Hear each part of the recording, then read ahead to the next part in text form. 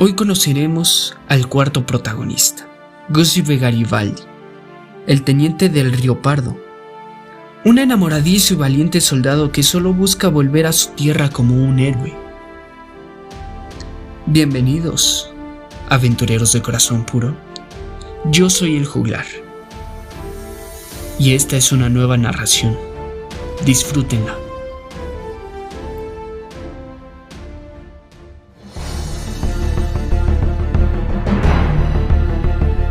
Mar.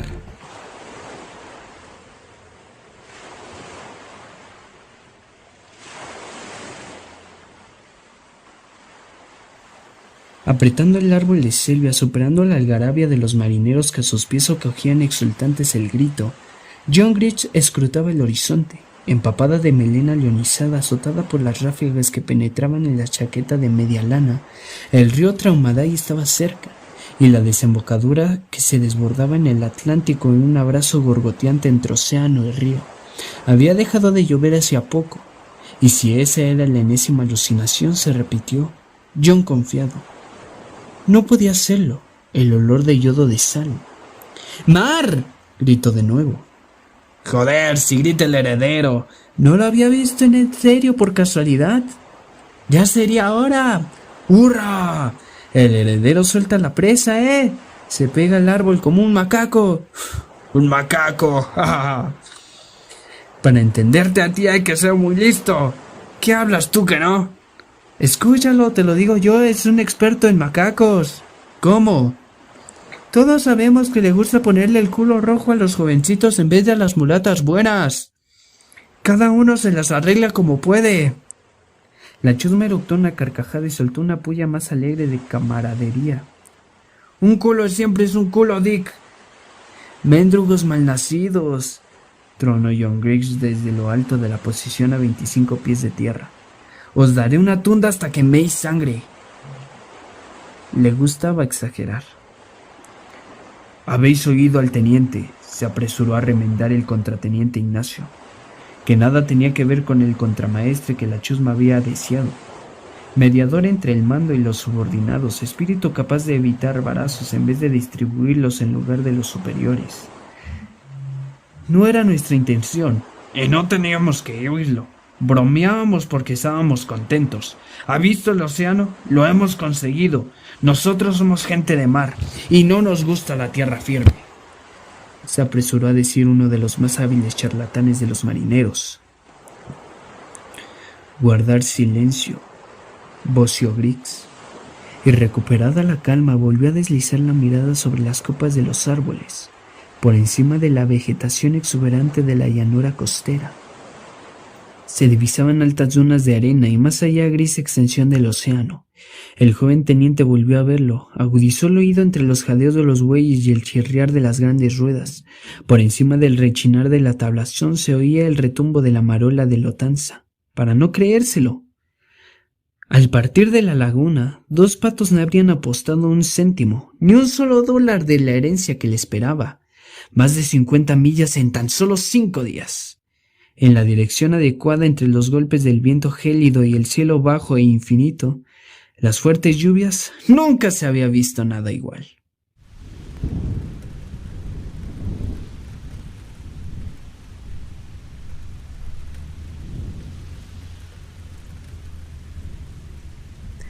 Lleno de ardor, Griggs se bajó del árbol, sofocando una impresión a causa de una astilla que se le había hincado en la carne, cerca de la muñeca, y se encontró en la tablazón del puente, quieto sobre ambos pies, sufriendo más el avance tambaleante sobre tierra firme que la fuerza del mar.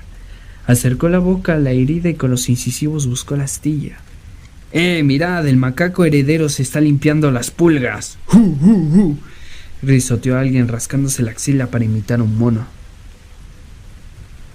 ¡Guardar silencio!, gritó el enorme Ignacio, mientras pateaba a diestra y siniestra. John Griggs alcanzó el parapeto, sujetó la escala de cuerda que colgaba fuera de la borda, dio un salto y se plantó en tierra. Sí, tierra. La sensación era extraña. Siempre esperaba apoyar el pie en el muelle de un puerto, en la arena o en una orilla de escollos, pero lo mismo daba.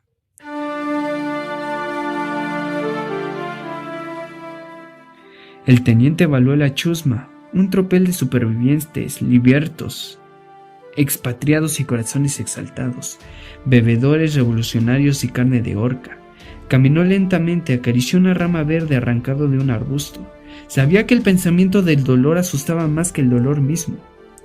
Habría podido hacerlo, sentía las ganas, hasta de arrancarles la piel a los más insignificantes, pero estaba casi en el mar y el esfuerzo había sido mucho. La paciencia parecía razonable. Y algunos de la chusma eran verdaderos asesinos. Cuando se impuso un silencio respetuoso, los ojos bajaron intimidados. Grinch emprendió la marcha.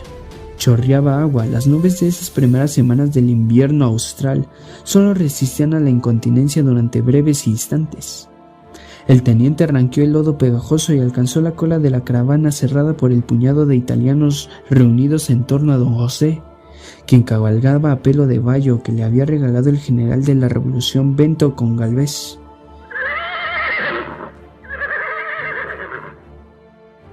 Los dedos hundidos en las grimes del animal. Don José es Giuseppe Garibaldi. Giuseppe Garibaldi es en italiano y don José me parece que es en portugués. Al verlo, Grinch creyó que el italiano tenía el cerebro en movimiento.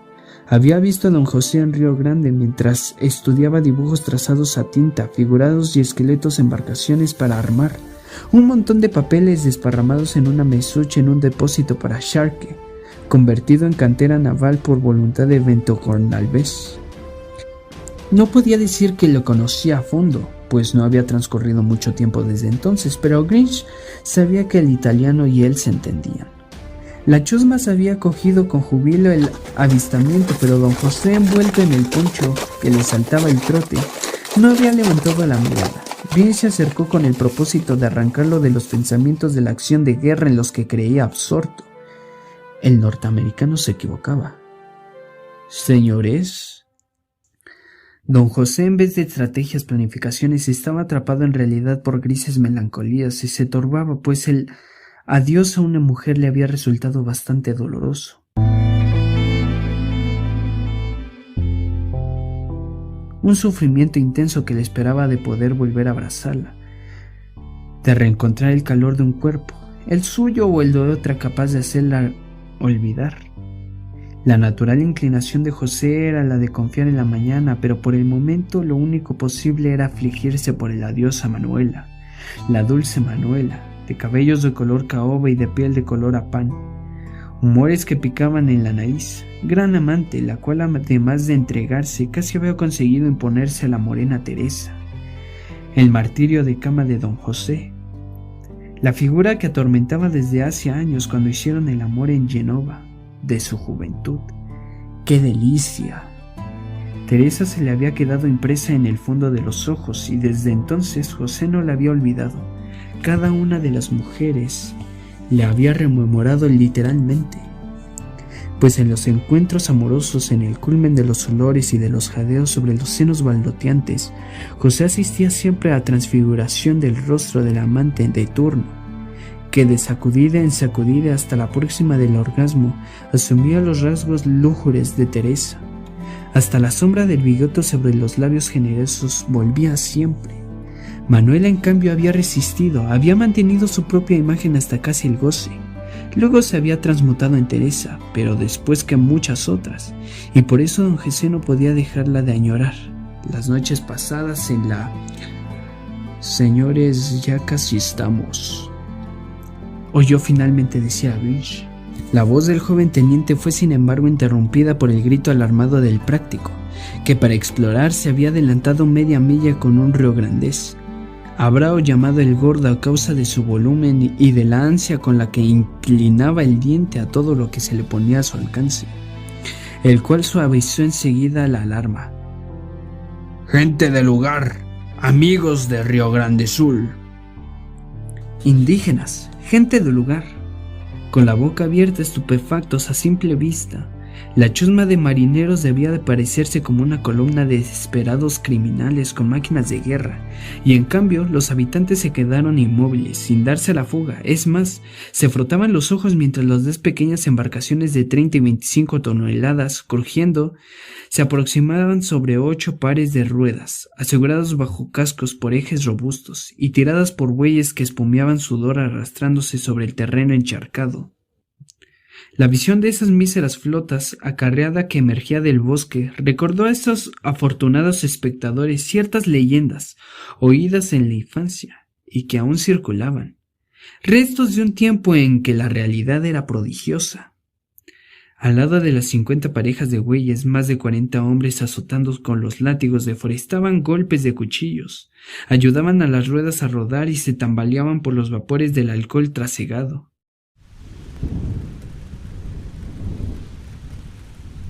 El frío húmedo en la costa los obligaba a avanzar encorvados y bajo la lluvia que volvía a caer inmensa en la atmósfera. La chusma poseía algo de fabuloso. Los habitantes habían oído hablar de ellos, habían recorrido la voz de su llegada.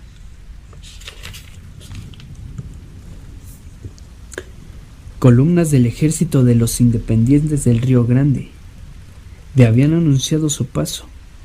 Los indígenas saludaron a los farrapos, así había que llamarlos, harapientos, corsarios y republicanos. «Contramaestre», tronó don José, reanimado por la alarma.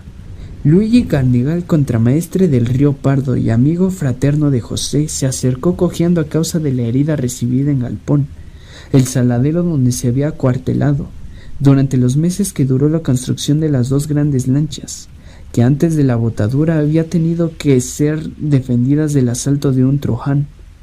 El moringue abrazó armado a los imperiales del Río de Janeiro, mal dispuestos a aceptar cualquier delirio de independencia. «Luigi, descubramos si hay un modo de conseguir algo. Un poco de aguardiente». «Tenemos provisiones, cargamos ayer en la granja». «Las provisiones nunca son demasiadas, Carnigali», dijo don José, con ostentoso énfasis, aunque ensombreciéndose sinceramente añadió: «como el amor de una mujer». «Como la libertad», dijo Eduardo Mutro, otro apreciado amigo de don José.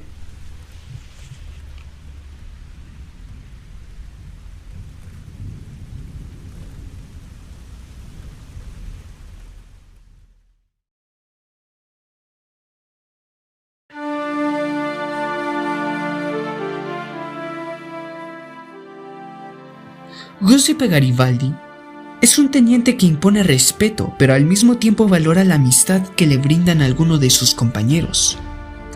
Es un hombre de honor. Aquí acaba la lectura.